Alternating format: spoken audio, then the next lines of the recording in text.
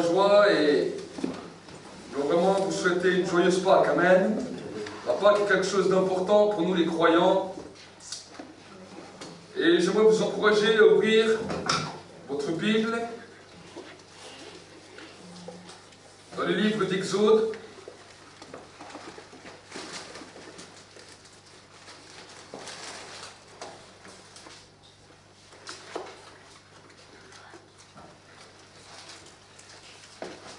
Le livre d'Exode, Exode 12, et nous allons voir ensemble ce que c'est la Pâque. Amen.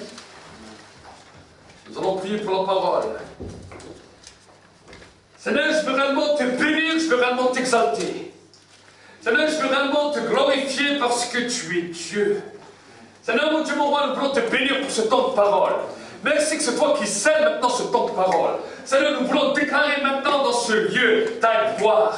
Je libère maintenant le ministère des anges.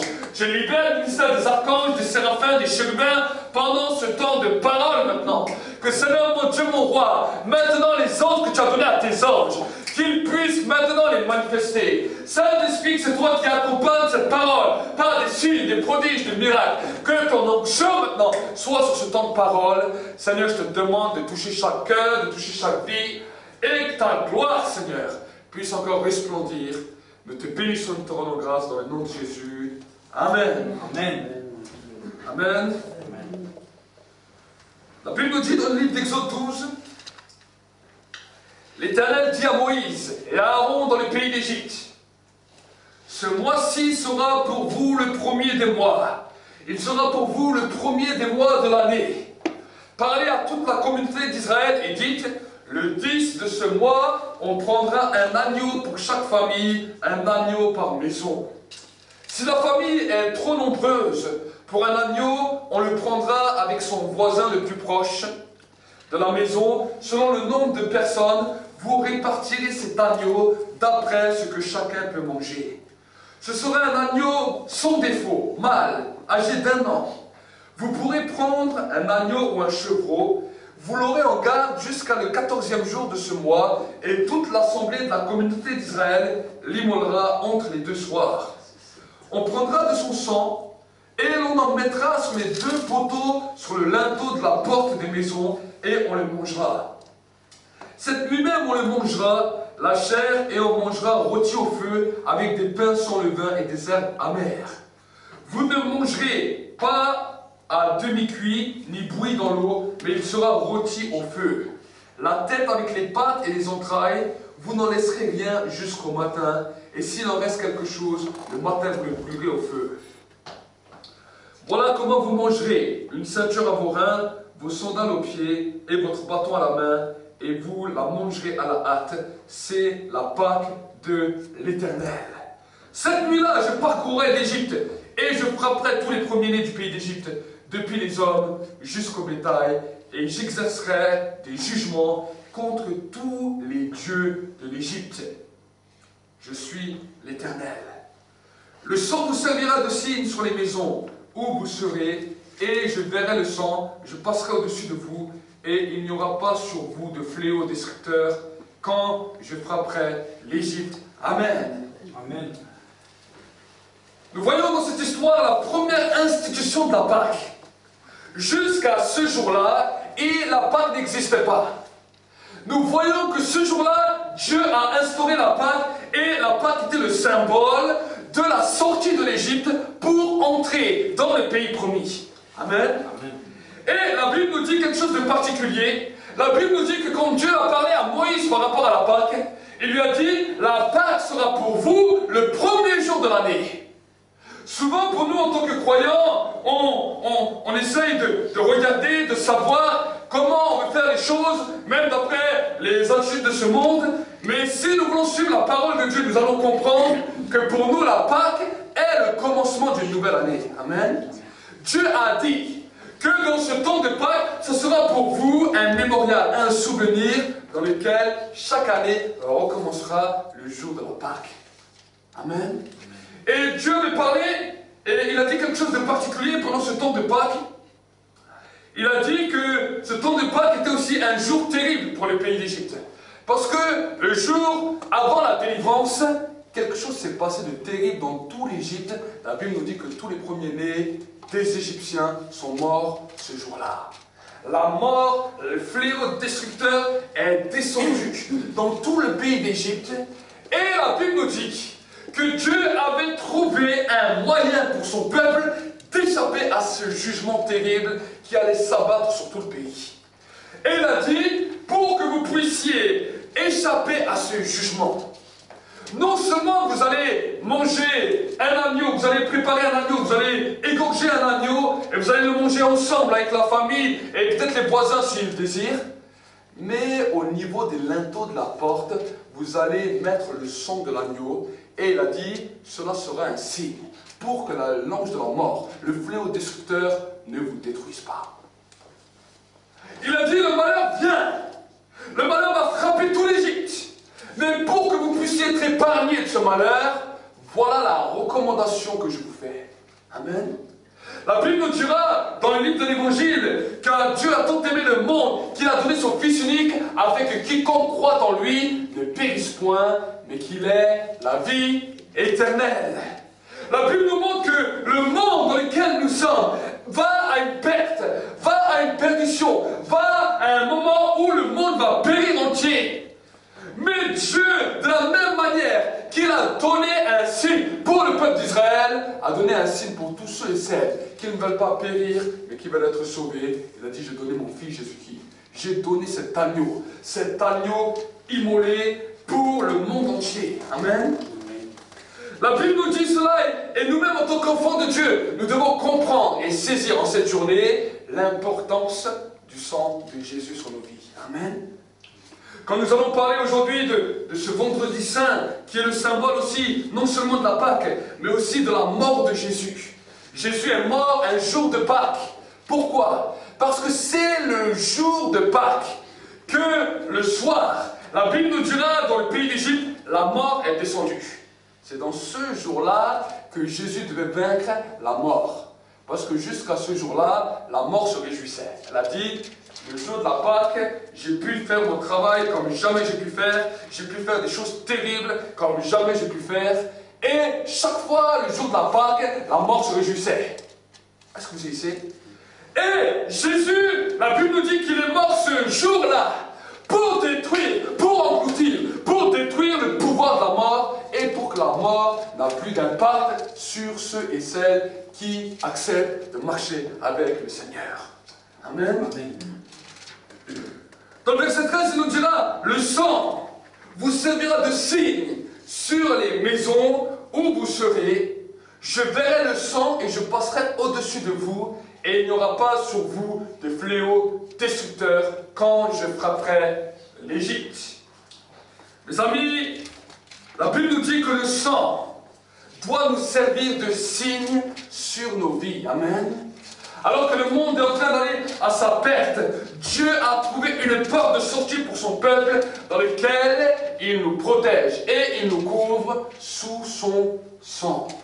Amen. Amen. Le sang de Jésus est quelque chose de capital, et vous savez, la Bible nous dit que c'est à cause de ses meurtrissures que nous sommes guéris. C'est le châtiment qui nous était réservé, la Bible nous dit, est tombé sur lui. Et c'est à cause de toutes ces souffrances, à cause de son sang qui a coulé, que nous avons reçu la guérison, la restauration, le miracle pour nos vies.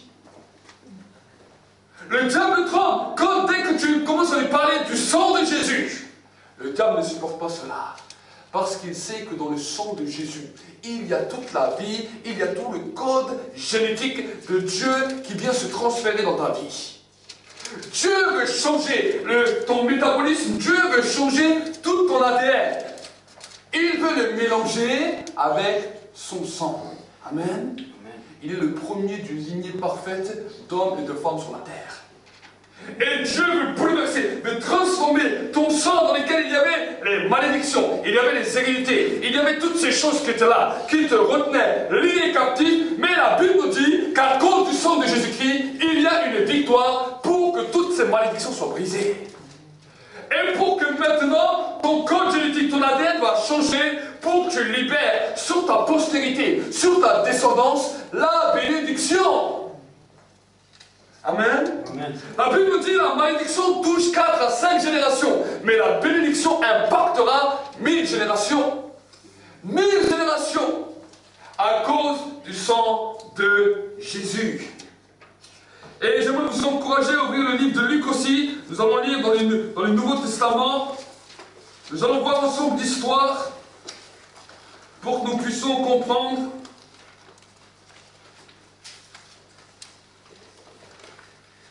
Luc 23.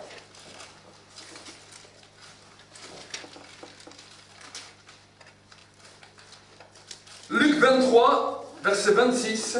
Et nous sommes aussi dans un jour de Pâques. Et la Bible nous dit, comme ils l'emmenaient, ils prirent un certain Simon de Cyrène, qui revenait des champs, et ils le chargèrent de la croix pour qu'il la porte derrière Jésus. Une grande multitude de peuple et de femmes le suivaient. Celle-ci se frappait la poitrine et se lamentait sur lui.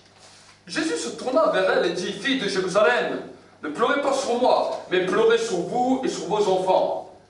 Car voici des jours viendront où l'on dira, heureuses les stériles, heureuses celles qui n'ont pas enfanté et qui n'ont pas allaité.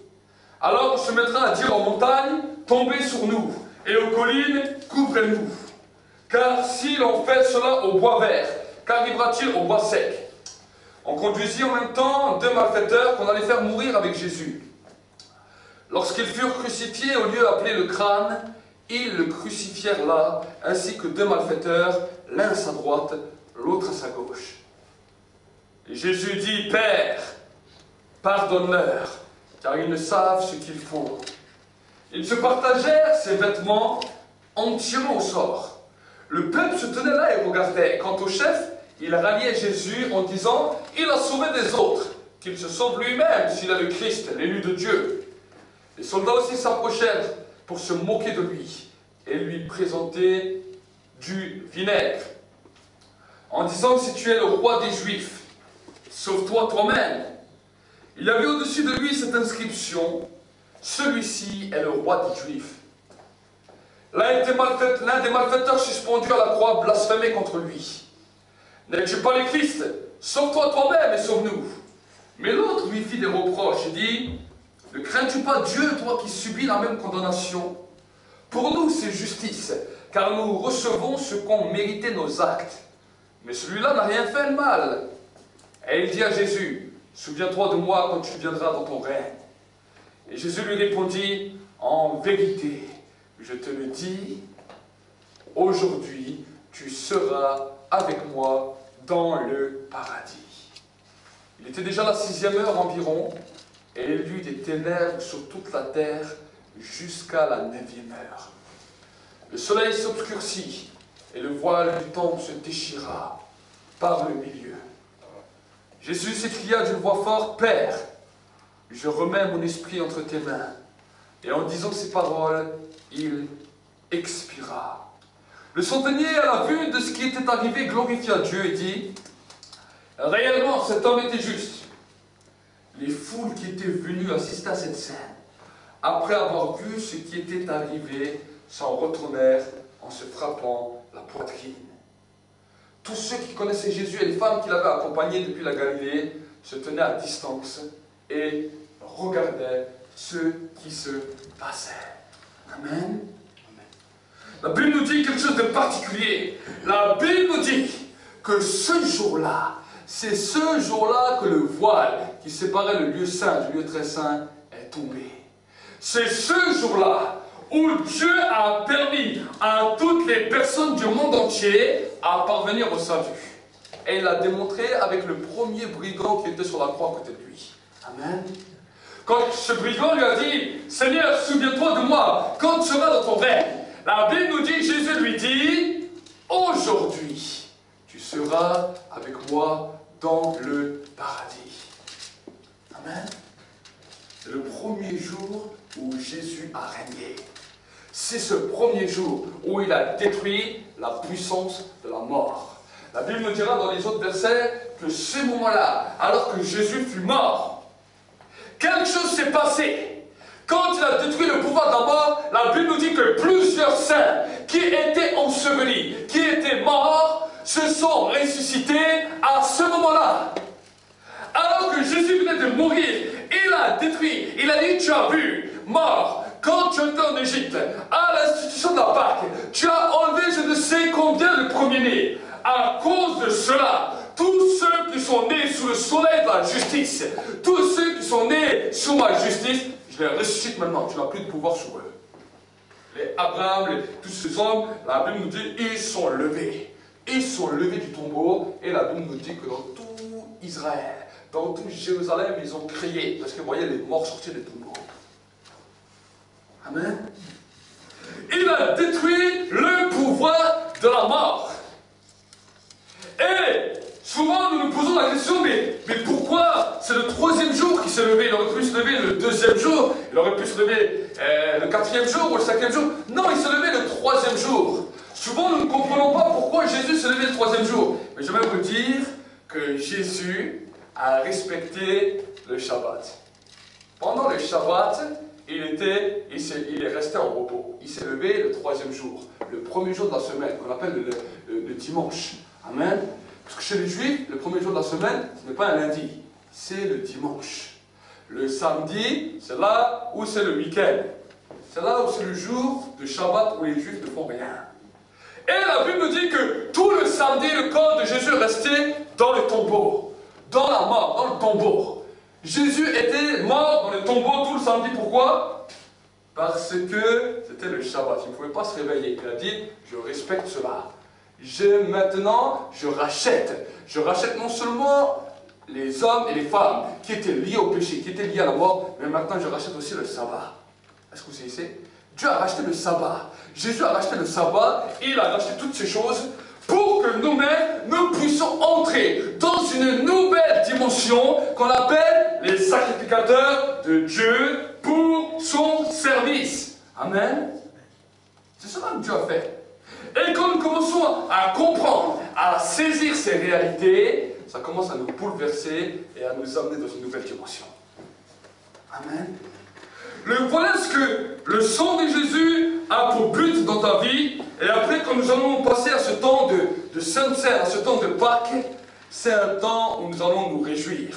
C'est un temps non seulement de souvenir de la Pâque, de souvenir de l'instauration de la Pâque, mais aussi pour nous, c'est la nouvelle année. Amen. Amen. Si tu croyais que c'est l'année prochaine, ça ira mieux, je vais te dire, aujourd'hui sont les vœux de la nouvelle année. Et aujourd'hui, j'aimerais vous souhaiter une bonne année pour toute l'année 2015. C'est aujourd'hui le premier jour de l'an. Amen. Amen. Amen. C'est aujourd'hui. Pour nous, c'est un jour de fête. Parce que c'est aujourd'hui qu'on renouvelle nos vœux avec Dieu.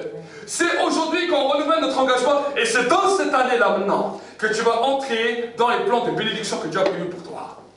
Amen. C'est cette année, à partir de maintenant, que tu vas entrer dans un processus de bénédiction qui va se libérer dans ta vie. Amen. La bénédiction doit faire partie intégrante de nos vies, parce que la Bible nous dit que Dieu se souvient et Dieu bénit. Dieu s'est souvenu d'Abraham et Dieu l'a béni. Dieu peut nous bénir dans tout ce dont nous avons besoin, dans tous nos manquements, dans tout ce dont nous désirons. Dieu veut nous l'accorder, et c'est dans cette année que Dieu va nous l'accorder. Amen. Est-ce que vous croyez cela? Je crois à une bénédiction surabondante dans tous les points de vue de ta vie que Dieu veut t'accorder. Amen. Amen. Nous avons vu ces derniers week-ends, nous avons fait beaucoup de messages et nous avons parlé de l'âme. Comment le péché détruisait l'âme, comment le péché rendait mort l'âme. On a vu qu'il y a bon nombre d'hommes, de femmes sur toute la surface de la terre qui sont vivants extérieurs, mais leur âme intérieure est morte. Pourquoi? Parce que la conséquence du péché est venue et a détruit son âme. La Bible nous dira, l'âme qui pêche est l'âme qui meurt. Il ne nous a pas dit le corps qui pêche, c'est le corps qui meurt. Il ne nous a pas dit l'esprit qui pêche, c'est l'esprit qui meurt. Il a dit l'âme qui pêche, c'est celle qui meurt.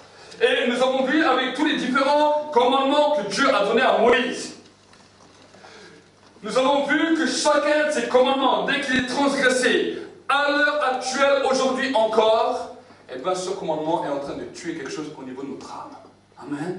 Si au voleur, il tue la sécurité, on a tout énuméré, et je vous encourage vraiment à aller voir cette vidéo si vous ne l'avez pas encore vue. Si vous étiez là, merci Seigneur, mais si vous ne l'avez pas encore vue, je vous encourage vraiment à aller voir la vidéo sur le site. Plusieurs ont été bénis par cette prédication, et nous voulons avancer, parce que nous ne pouvons pas prospérer tant que notre âme ne prospère pas. La première des choses qui prospère dans la vie d'un croyant, c'est l'âme. Amen. Et tant que l'âme ne prospère pas, les émotions, les ressentiments, tout ce que nous avons à l'intérieur, si cela ne prospère pas, alors nous ne pouvons pas prospérer dans le reste. Selon ce que la Bible nous dit, je souhaite que tu sois prospère à tout égard et que tu sois en bonne santé, comme prospère l'état de ton âme. Amen. Et je veux vous encourager vraiment à regarder cette vidéo et à travailler sur votre âme pour que vous puissiez être des hommes et des femmes comme David, qui était un homme selon le cœur de Dieu. Amen. C'était un homme qui savait comment répandre son âme devant Dieu et comment laisser Dieu guérir son âme. Et ça, souvent, nous en avons besoin dans nos vies parce que nos âmes, des fois, sont souffrantes. Nos âmes, des fois, sont malades. Et c'est notre âme qui a besoin d'être restaurée. Tout notre intérieur. Amen. Pour que dans l'intérieur, se reflète extérieurement. Si votre âme est guérie, si votre âme est totalement libre, si votre âme est en bonne santé, tout le reste va marcher en bonne santé. Amen. Mais si votre âme est malade, alors vous n'arriverez pas à progresser ni dans votre foi, ni dans les autres choses de la vie. Parce que le secret se retrouve dans l'âme. Que servirait-il à un homme de gagner le monde s'il perd son âme et s'il se perd lui-même? Amen. C'est Jésus qui a dit ça. Et Jésus a voulu nous interpeller pour que nous puissions comprendre. Et je veux te dire que ce jour-là de la Pâque, alors que Jésus a donné sa vie, c'est pour que ton âme puisse commencer à vivre. Amen. Lui, son âme, il a accepté que son âme meure pour que ton âme puisse vivre. Amen. Il a accepté de souffrir, de prendre la souffrance à notre place pour que tu puisses recevoir dans ta vie la guérison, la restauration, la libération, la liberté que Dieu t'a promis. La Pâque était un annonciateur parce que la Pâque a été instaurée avant la veille de l'Exode, avant la veille de la sortie de l'Égypte. Parce qu'après le jour de la Pâque, le jour suivant, la Bible nous dit que le peuple d'Israël a levé le camp d'Égypte et est parti en direction du pays promis. Amen. Amen. Quand nous sortons de ce temps où l'alliance de Dieu est faite, nous allons en direction du pays promis. Et pour aller en direction du pays promis, il y a une étape que nous sommes tous obligés de passer. Cette étape s'appelle le désert. Amen. La première des dimensions que le peuple d'Israël a fait, alors qu'il est sorti du pays d'Égypte, la Bible nous dit qu'il est allé dans le désert. Et Dieu l'a dit à Moïse, je lui ai expliqué pourquoi. Il a dit, écoute, si je les envoie tout de suite, dans le pays promis, ils vont se décourager. Parce qu'ils ne sont pas habitués à la guerre. Ce sont des esclaves. Ils ont encore la mentalité d'esclaves. Ils étaient remplis d'esclavage. On leur donnait toujours des ordres. On les fouettait. Ces gens ne peuvent pas encore se battre. Ils ne sont pas encore prêts. Donc, je vais les amener dans le désert. Et il a dit à Moïse, là dans le désert, je vais les éprouver. Je vais voir ce qu'il y a dans leur cœur. Tu vas les amener sur le mont Sinaï, au mont Sinaï, et là, je vais apprendre à ce peuple à m'adorer. Le désert est le lieu où tu vas apprendre à adorer Dieu, dans toutes les situations. Qu'il fasse chaud, qu'il fasse froid. Le désert, c'est ça. Le désert, il y a différentes situations. La journée, il fait chaud. Il peut faire jusqu'à 50 degrés, 60 degrés. Mais la nuit, il fait très froid. Ça peut descendre jusqu'à moins 10, moins 20 degrés. Et dans le désert, il y a aussi différentes bêtes sauvages. Des serpents, des grosses araignées, toutes sortes de choses que l'homme n'aime pas beaucoup. Mais la Bible nous dit que c'est dans le désert que Dieu a décidé de t'éprouver et de te mettre à l'épreuve. Amen. Et Et c'est dans cette épreuve que ta foi se fortifie. Et la Bible nous dit que alors que Jésus est entré dans le baptême, a pris son baptême dans les eaux du Jourdain, quand il en est sorti, la Bible nous dit qu'il fut rempli du Saint-Esprit. Mais la Bible nous dit que le Saint-Esprit l'a conduit dans le désert. Avant de pouvoir expérimenter le pays promis comme il l'a connu, ce que nous avons souvent vu dans la Bible, les grandes guérisons, les grands miracles, toutes les grandes choses que Jésus a fait, la Bible nous dit avant cela, il est parti dans le désert. Où là, la Bible nous dit, lui-même a été éprouvé. Le diable l'a tenté pendant 40 jours. Amen. Il est venu, il l'a tenté. Et la Bible nous dit, c'est quand, voilà, maintenant le temps est arrivé qu'il est sorti de son désert pour entrer dans sa destinée. Amen. La Pâque est cela. La Pâque nous annonce cela. La Pâque nous dit, voilà, maintenant nous allons partir en chemin vers notre destinée. Jusqu'avant, on était bloqué. Jusqu'avant, on était retenu. Mais la Pâque vient nous annoncer. Voilà, maintenant, il y a un temps nouveau dans lequel tu vas entrer dans ta destinée. Mais pour entrer dans ta destinée, il y a aussi des temps de désert. Le désert n'est pas une malédiction. Le désert est une bénédiction. Parce que c'est dans le désert qu'on va apprendre à adorer Dieu. C'est dans le désert qu'on va commencer à remercier Dieu. C'est dans le désert que notre cœur va commencer à se former. Vous savez, David a été formé dans ce temps de désert, où il était pourchassé par le roi Saül, où Saül voulait le mettre en pièces, où des fois même son fils voulait le mettre en pièces. Mais c'est dans ces temps-là, alors qu'il se trouvait dans les grottes, que toute l'armée voulait le tuer, qu'il se retrouvait des fois dans les déserts, où il était seul, c'est là où son cœur a commencé à s'ouvrir à Dieu et il est devenu un adorateur comme vous le connaissez. Amen. Amen. Mais le peuple d'Israël n'a pas compris. À peine arrivé dans le désert, c'est eux qui commencent à se plaindre. Des gens qui étaient esclaves, des gens qui étaient remplis d'addictions, des gens qui étaient dans toutes sortes de péchés. Alors Jésus commence à les délivrer, Jésus commence à faire une œuvre dans leur vie. Ce sont des chrétiens qui commencent à marcher, ça y est, le désert vient, ce sont les premiers qui se plaignent. Pourquoi maintenant je marche avec Dieu? Pourquoi maintenant il m'arrive ça? Et pourquoi ceci et pourquoi cela? Et ces gens commencent à se plaindre comme les enfants d'Israël sont plaints dans le désert. Donc vous savez, la Bible nous dit que la lamentation du peuple d'Israël a été terrible. Parce que maintenant il y a eu des fléaux qui sont lancés contre le peuple d'Israël, au point où il y en a plein qui sont morts. Parce que Dieu dit, ce n'est pas possible. Je veux apprendre à ce peuple à m'adorer, et ce peuple fait tout le contraire. Il me critique, il me calomnie, et il veut faire comme si c'est lui qui est Dieu. C'est qui est Dieu? C'est lui ou c'est moi? Est-ce que vous saisissez? Nous devons comprendre et saisir dans notre mentalité que Dieu est Dieu et que nous sommes des âmes. Tant que nous ne comprenons pas cela, nous allons continuer à juger Dieu. Dieu, il sait déjà ce qu'il fait. Amen. La Bible nous dit que Dieu n'agit jamais trop tôt, jamais trop tard. Il agit toujours en son temps. Et son temps, il est parfait. Si Dieu nous a amenés, si Dieu commence à nous amener dans un chemin de bénédiction, et que dans ce chemin, tu vois qu'il y a un désert, tu vois qu'il y a un temps où tu ne comprends pas trop les choses, tu vois qu'il y a un temps où tu ne saisis pas tout ce qui est en train de se passer, alors commence à bénir Dieu. Dis Seigneur, c'est que mon adoration n'est pas encore parfaite, mais maintenant c'est un temps où tu veux me former, sinon ma bénédiction va me perdre. Amen. Ta bénédiction peut te perdre si tu ne comprends pas la traversée du désert. La traversée du désert est le moment pour adorer Dieu. Pourquoi? Parce que Dieu savait que, l'Éternel savait que quand le peuple allait rentrer dans le pays promis, il y avait toutes sortes d'idoles, il y avait toutes sortes de choses que la nation qui habitait pratiquait. Et il savait que si leur foi, si leur adoration à lui n'était pas solide, cette bénédiction allait les perdre. Et c'est ce que nous voyons quand nous lisons l'histoire d'Israël, quand nous lisons tout l'Ancien Testament.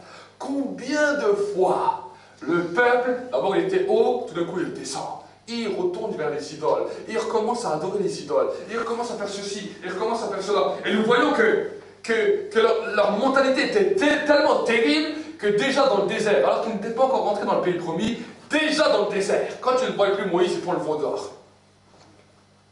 La mentalité qu'il y avait dans le pays d'Égypte, Dieu veut te l'enlever pendant le temps de désert C'est ça le désert.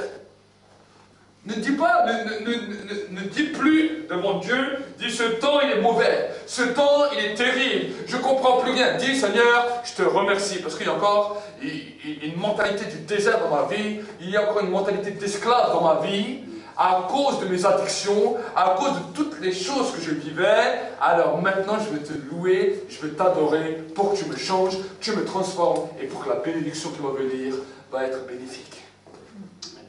Amen. Amen. C'est cela. Mais beaucoup de bon nombre de croyants, alors que des fois, en exerçant le ministère, je vois des hommes, des femmes, qui se plaignent, qui se plaignent, qui se plaignent. Et pourquoi? Simplement parce qu'ils n'ont pas compris. Un jour, un homme m'a dit, oh, il n'y a pas longtemps, un jeune frère m'a dit, oh, c'est dur, je passe dans un désert. Alors j'ai dit, alors remercie le Seigneur. Je lui dis, comment ça? Je lui dis, si tu es dans le désert, remercie le Seigneur. Et il me dit, mais comment dans toutes ces situations? Je lui dis, c'est le meilleur moment de l'adorer. C'est le meilleur moment de l'adorer. Parce que quand tout va bien, la louange peut être facile. Mais quand tout va mal, c'est là où la louange devient véritable. Amen. C'est là où tu commences à ne plus compter sur ta propre force, ne plus compter sur tes propres œuvres, mais que tu commences à compter sur Dieu. Quand tout va mal et que tu commences à louer Dieu, à adorer Dieu, à bénir Dieu, c'est là où Dieu dit, voilà, il se détache des choses de la terre. Amen. Il se détache des choses de la terre. Le désert d'Abraham était un désert terrible.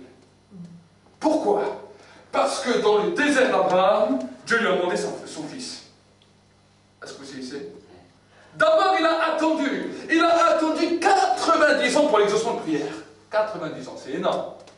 Nous, on n'est pas là. Nous, des fois, on attend 1 an, 2 ans, on est déjà en train de crier. Lui, 90 ans, il prie, il a la foi, c'est merveilleux.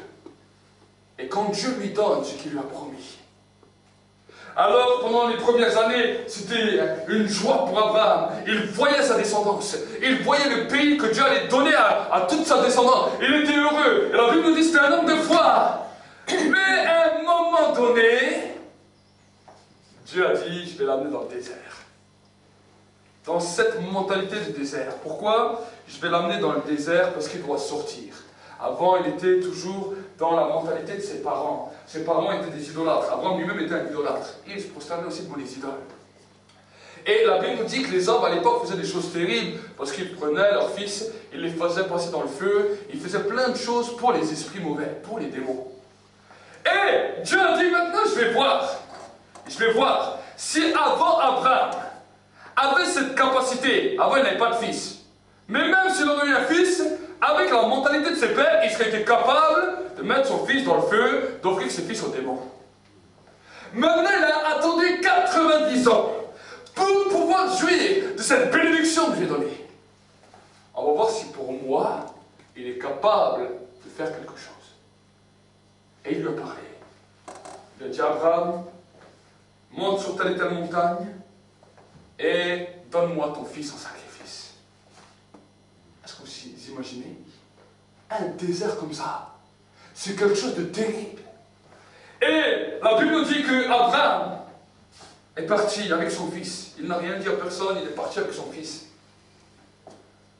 Et au moment où il devait écorcher son fils, qui était un symbole du Père quand il a donné son fils Jésus sur la terre, un ange a arrêté la main d'Abraham. Et Dieu a dit à Abraham, je sais maintenant que tu me crains. Amen. Vous imaginez? Et Dieu a attendu, je ne sais combien d'années, pour dire à Abraham, maintenant je sais que tu me crains. Et nous, des fois, en 1 an, 2 ans, 3 ans, on dit, ah Seigneur, je te crains, Seigneur, je te crains. Vous savez, même des fois, beaucoup de croyants sont zélés, ils disent, ah, moi je crains le Seigneur, moi je crains le Seigneur. En disant comme ça, le Seigneur va éprouver ta parole. On va dire, on va voir si tu me crains vraiment. Dans le temps de désert, dans le temps de la difficulté. On va voir si maintenant tu es toujours prêt à me craindre. Si maintenant tu es toujours prêt à me suivre. Comme tu l'as si bien annoncé. Et c'est là la lamentation qui peut nous faire défaut et la lamentation qui peut nous faire jamais entrer dans les promesses de Dieu. Il y a des gens, des personnes jamais rentré dans les promesses de Dieu, dans les temps de Dieu, parce qu'ils sont tellement lamentés qu'ils sont passés à côté de tous les plans que Dieu voulait faire pour eux. La Bible nous dit que toute une génération est morte dans le désert. Toute la génération qui est sortie de l'Égypte, qui a vu tous les signes que Moïse a fait, qui était parti vers la destination de la bénédiction, à cause de leur lamentation, ils sont tous morts dans le désert. Aucun n'a vu le pays promis. Est-ce que vous savez? C'est terrible. De toute la génération, il y en a seulement 2 qui avaient une bonne mentalité. Josué et Caleb. Les 2 seules personnes qui ont décidé, malgré le temps de l'adversité, malgré le temps de la difficulté, malgré le temps du désert, de continuer à persévérer, à croire. Est-ce que vous comprenez? Si nous commençons à saisir, oui, ce soir nous annonçons la Pâque. Dimanche, nous allons annoncer le temps de la résurrection. Nous allons voir ensemble qu'est-ce que la résurrection amène sur la vie d'un croyant. Amen. Mais aujourd'hui, nous voyons le symbole de ce que la mort de Jésus amène sur nos vies. Et je veux vous encourager aussi encore à ouvrir votre Bible dans le livre de Corinthiens pour que nous puissions comprendre, pour que nous puissions saisir. 1 Corinthiens 11, verset 23. Nous allons lire ensemble ce que la parole de Dieu nous dit.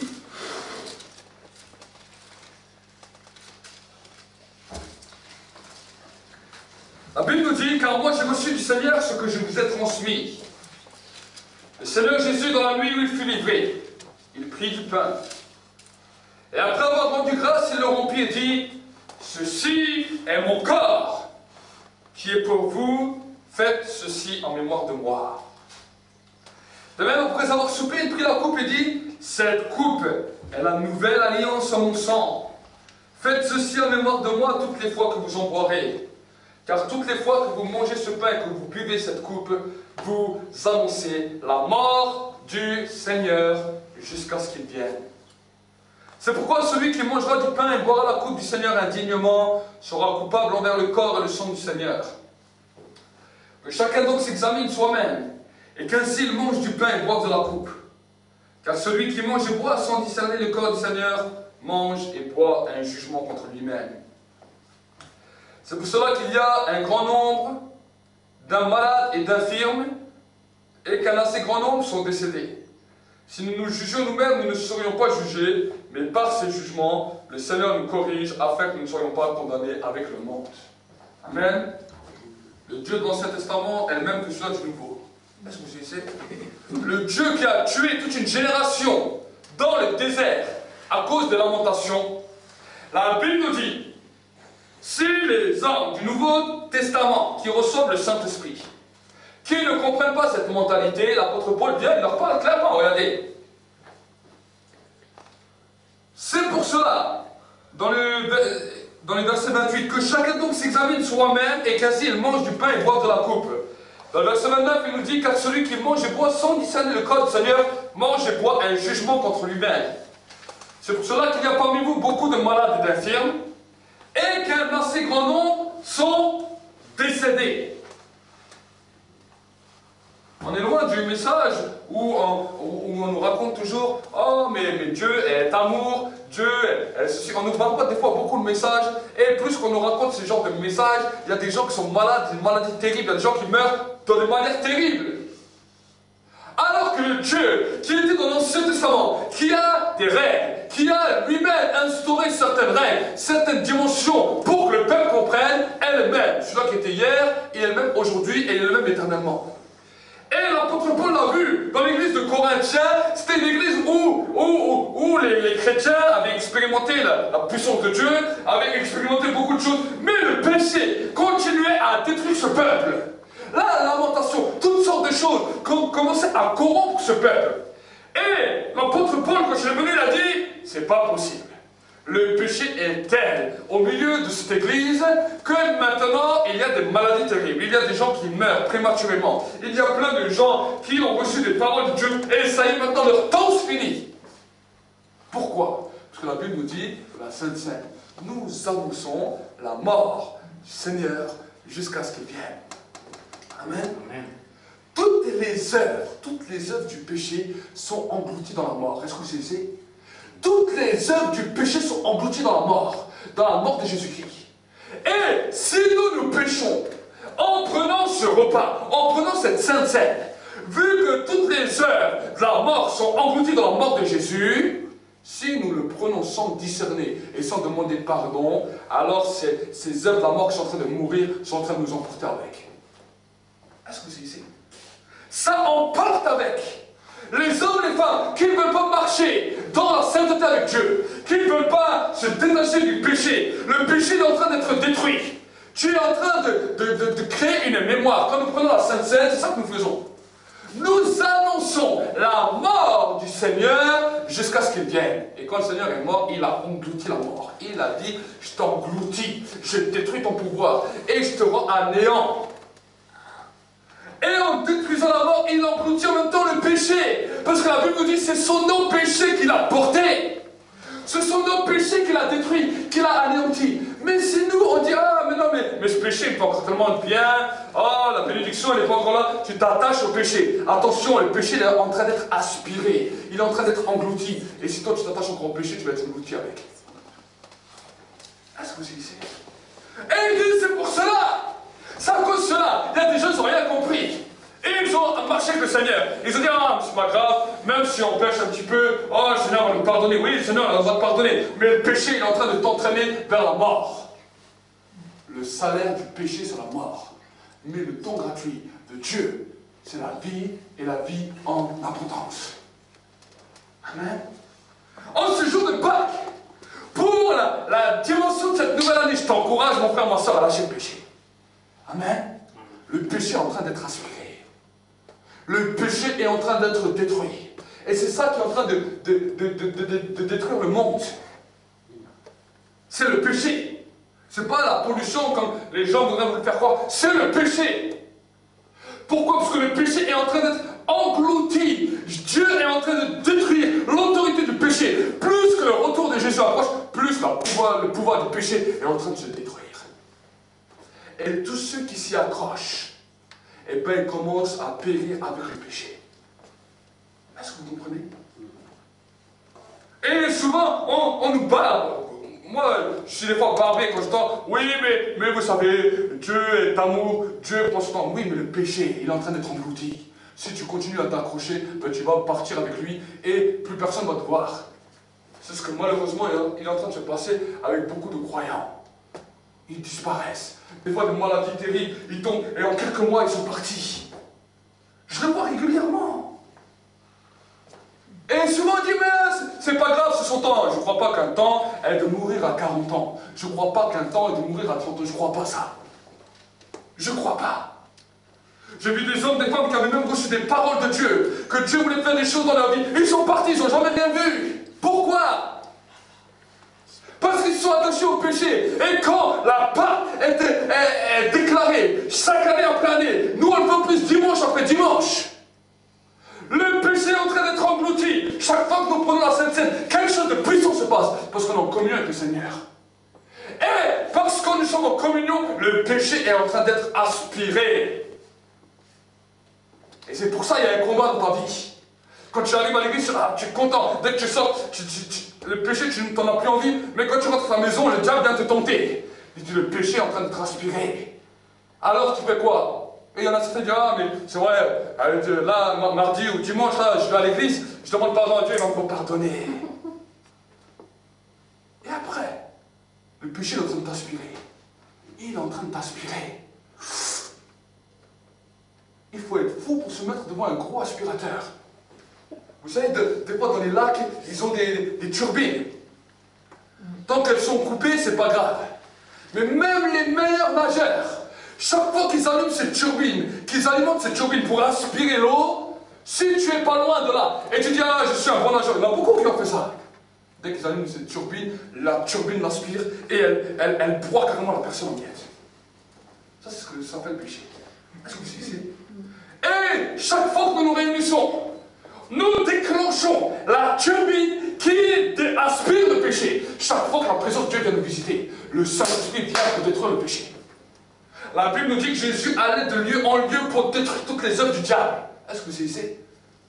Il allait faire ça. Vous croyez que le Saint-Esprit vient pourquoi? Pour seulement vous faire quelques frissons, pour que vos poils s'irissent, pour que vos yeux pleurent, et qu'après vous sortez et vous dites, ah, c'était magnifique. Et après c'est fini. Le Saint-Esprit, quand il vient pour détruire le péché. Est-ce que vous savez? Il vient pour restaurer, mais il vient pour détruire le péché. Et plus que nous avançons, mardi nous avons encore vécu une réunion extraordinaire où la présence de Dieu est descendue et tout le monde, à la fin ils avaient tous les yeux qui pleuraient.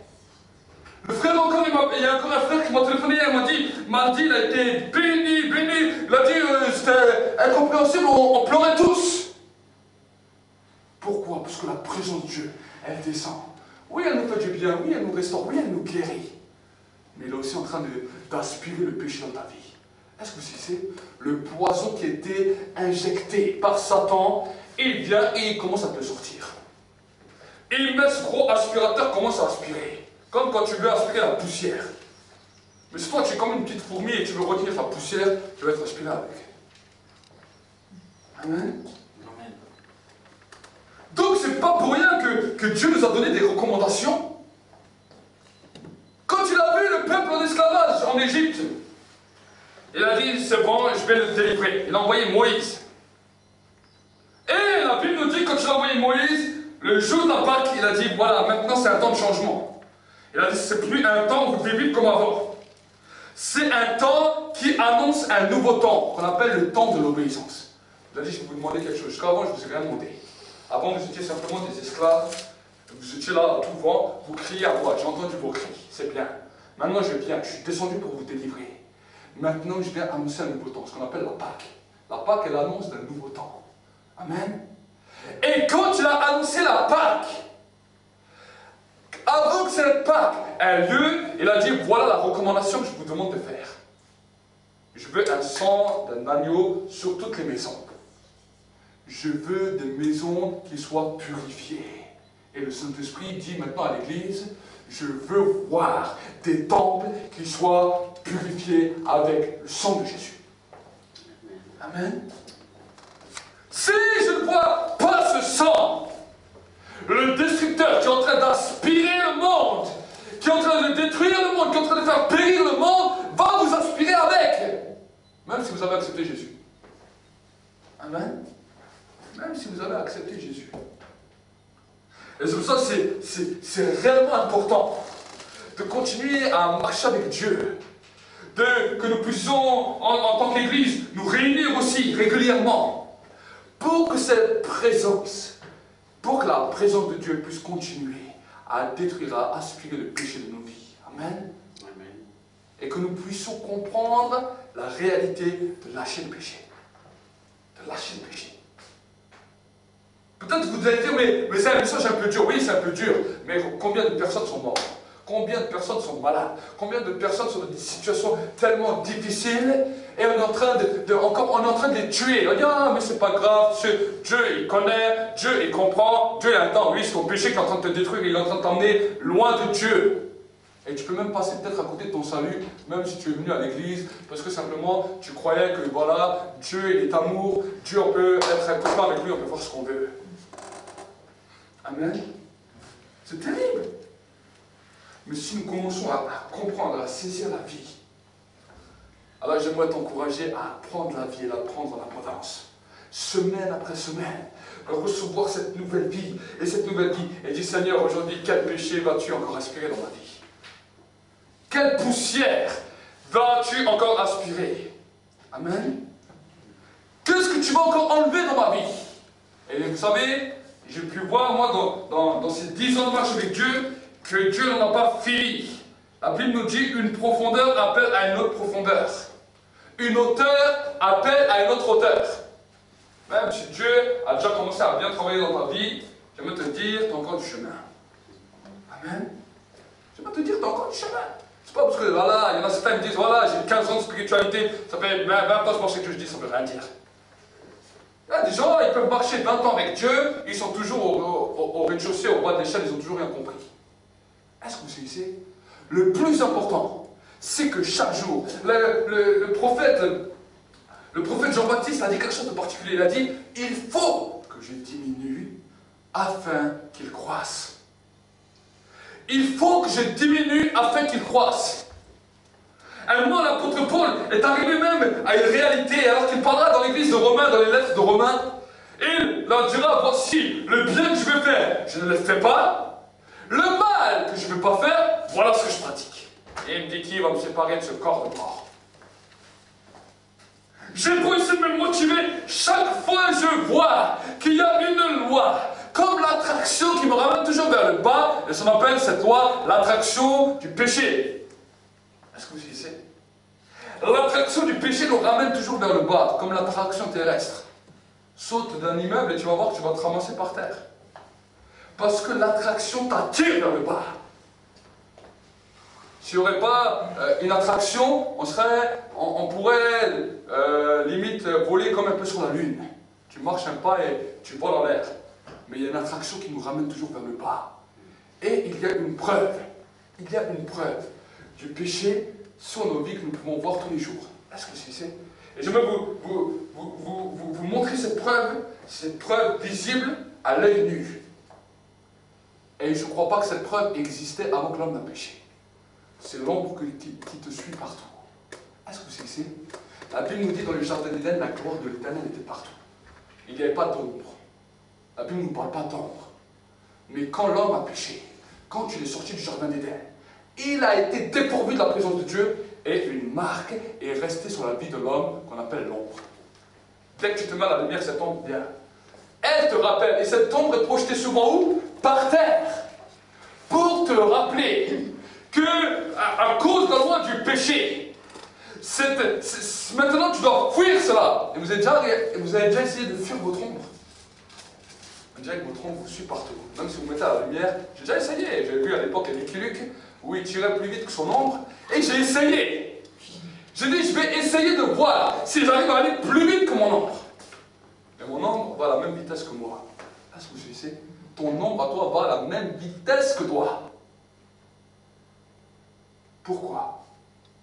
Parce que le péché va très vite. Cela nous montre que le péché va très vite dans la vie de l'homme. Plus vite que je crois. Amen. Et c'est pour cela que la Bible nous dira dans le livre de l'Apocalypse, heureux ceux et celles qui lavent leur robe par le sang de l'agneau. Est-ce que vous savez qu'ils lavent continuellement leur robe pour qu'ils soient trouvés blancs? Quand nous marchons dehors, c'est comme nos habits. Ils deviennent sales au bout d'un moment. Alors on a besoin d'une bonne lessive pour que nos habits sentent bons et pour que nos habits soient propres. Ben, ton habit spirituel, ta robe spirituelle que Dieu t'a donnée le jour de ta conversion, il faut qu'elle soit lavée tous les jours. Parce que tous les jours, il y a des taches dessus. Tous les jours, les taches du péché veulent commencer à venir salir ta robe. Regardez, la Bible nous dit que quand Jésus, au moment, il a parlé du repas des noces. Et dans ce repas, il y avait toutes les personnes qui étaient là, qui étaient prêtes.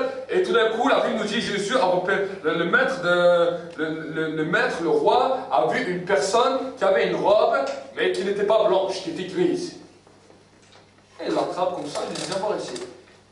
Et il lui dit, qui t'a permis d'entrer ici? Habillé comme ça. Qui t'a permis d'entrer ici? Habillé comme ça. Et la Bible nous dit que cette personne n'a rien pu dire. Et le roi a dit, vous allez le lier et vous allez le jeter dans les ténèbres du dehors, là où il y aura des pleurs et des craquements dedans. C'est terrible. Il avait la robe. Il avait accepté Jésus. Il avait accepté le salut. Mais sa robe n'était pas lavée. Est-ce que vous comprenez? Sa robe n'était pas lavée. Dieu veut voir des hommes, des femmes. C'est clair, on ne va pas être tous parfaits. On n'est pas parfait. Personne n'arrive à être parfait. Mais ce que Dieu veut, c'est que nous lavons jour après jour nos robes avec le sang de Jésus. Amen. Que jour après jour, nous puissions nous laver. Et que jour après jour, oui, le péché c'est des fois dur, mais jour après jour, alors commençons à nous débarrasser du péché. Et dis, Seigneur, je ne veux plus toucher au péché. Amen. Je veux qu'aujourd'hui, non seulement tu m'aides à ne plus toucher au péché, mais que tu m'aides à ne pas m'accrocher au péché. Des fois, nous sommes accrochés au péché. Nous ne le pratiquons pas, mais nous l'aimons. Nous le chérissons. Nous disons, allez, c'est un petit plaisir que dès que ça ne va pas, dès que je suis dans un moment mauvais, allez, je le prends mais je le laisse de côté. Oui, je ne dois pas pratiquer, mais tu le chéris quand même un petit peu d'à côté. Et dès que ça ne va pas, Ah, Seigneur, maintenant, tu me comprends, hein, tu sais, je suis qu'un homme, l'esprit est bien disposé, mais la chair est faible. Mais oui. Amen. Seuls les violents s'emparent du ciel. J'ai encore dit, mardi, seuls les violents s'emparent du ciel. Si tu veux aller au paradis, il faut s'en emparer. Dieu ne te dit pas que le paradis va tomber sur la tête. Ah, venez, tout ça, le paradis va tomber sur la tête. C'est pas ce que Jésus l'a dit. Il a dit, seuls les violents vont s'emparer du ciel. Et nous devons apprendre à nous en emparer. Amen. Nous allons passer alors à ce temps de repas pour qu'ensemble nous puissions prendre part au repas du Seigneur. Et j'aimerais vraiment vous encourager à, pendant un instant, faire un bilan de vos vies.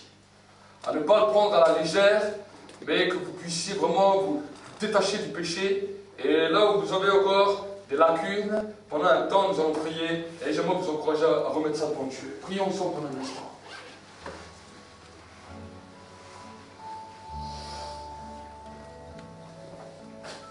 Mon ami, la Bible nous dit le salaire du péché, c'est la mort.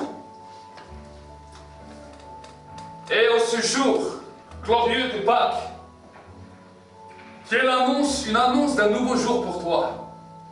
L'annonce d'un nouveau jour pour toi. Ce Seigneur te dit, c'est l'annonce non seulement d'un nouveau jour, mais aussi d'une nouvelle mentalité. Il a dit, j'arracherai le cœur de pierre. Je mettrai un cœur de chair. Et un esprit nouveau. Une pensée nouvelle.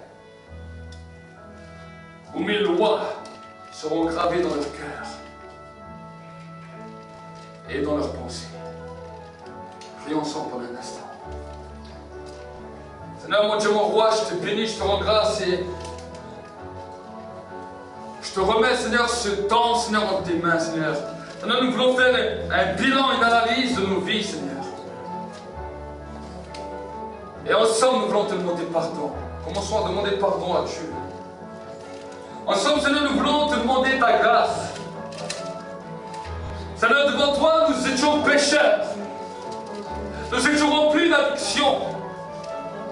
Seigneur, nous nous accrochions au péché. Et des fois, nous avons tellement du mal à lâcher le péché.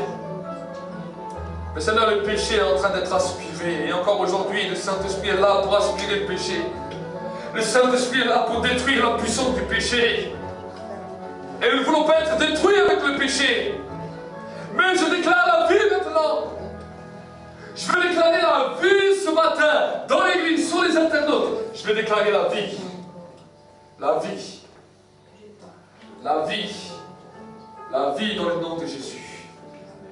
Dans le nom de Jésus. Fais cette prière avec moi, dis, Père de gloire. Aujourd'hui, je viens encore devant toi. Seigneur, ce matin, je te demande pardon. Pardon pour ma vie. Pardon parce que je suis un pécheur. Pardon pour ma mentalité d'esclave qui m'empêche d'avancer. Seigneur, dans cette nouvelle année qui s'ouvre maintenant, je veux réussir le test du désert. Je veux que tu puisses vraiment me former pour devenir un réel adorateur et pour que le péché soit détaché de moi, pour que je sois seulement attaché à toi et pour que cette bénédiction qui vient tout au long de cette année ne soit pas une destruction pour moi, mais que ce soit un rafraîchissement. Un rafraîchissement. Un rafraîchissement. Dans le nom de Jésus. Dans le nom de Jésus. Dans le nom de Jésus. Levez simplement vos mains là où vous êtes. Je vais prier maintenant. Recevez maintenant.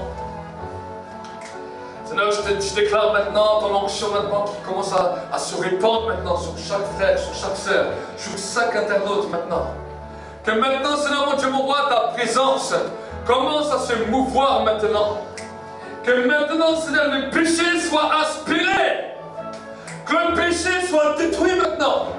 Je m'oppose maintenant à toute puissance d'addiction.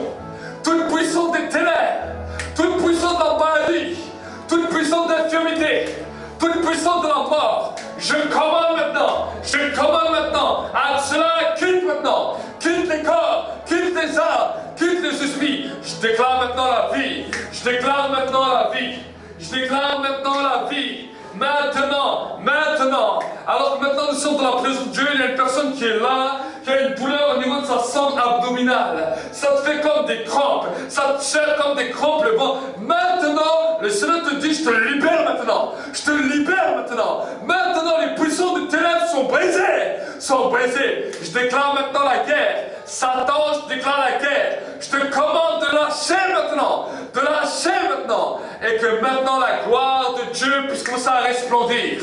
Je libère l'onction maintenant. Je déclare que l'onction soit libérée maintenant. L'onction soit libérée. Seigneur mon Dieu mon roi, l'onction de la délivrance.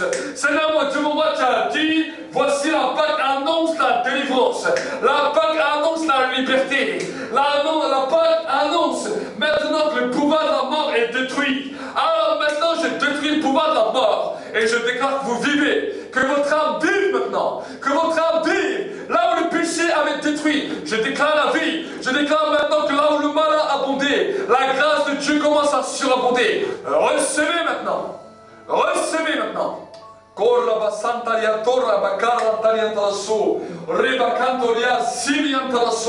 Oh Saint-Esprit, remplis encore. Remplis. Remplis. Dans le nom de Jésus. Dans le nom de Jésus. Merci pour ta présence. Merci parce que tu es là. Merci parce que tu es là.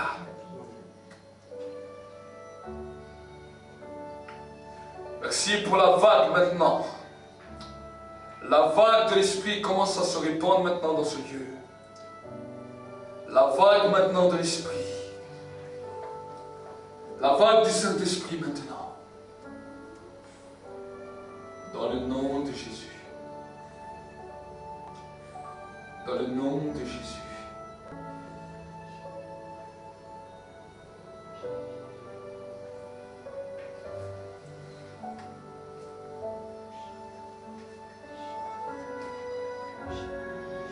Un nouveau cap, une nouvelle destinée. Un nouveau cap, une nouvelle destinée.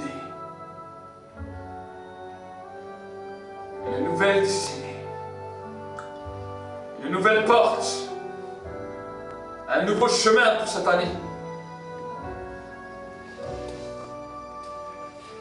Un nouveau chemin. Un nouveau chemin t'est préparé à toi mon frère, à toi ma soeur. Ne ferme pas à cause du péché. Ne ferme pas cette porte à cause du péché. Mais que cette porte soit ouverte. Et commence à te faire porter du fruit. Que cela commence à te faire porter du fruit. Porter du fruit. Porter du fruit. Je vois dans l'esprit que plusieurs, c'est cette aspiration qu'ils ont.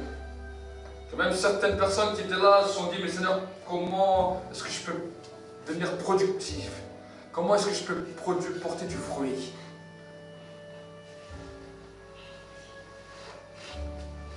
Le Seigneur te dit, si vous demeurez en moi, et que je demeure en vous, alors vous allez porter du fruit.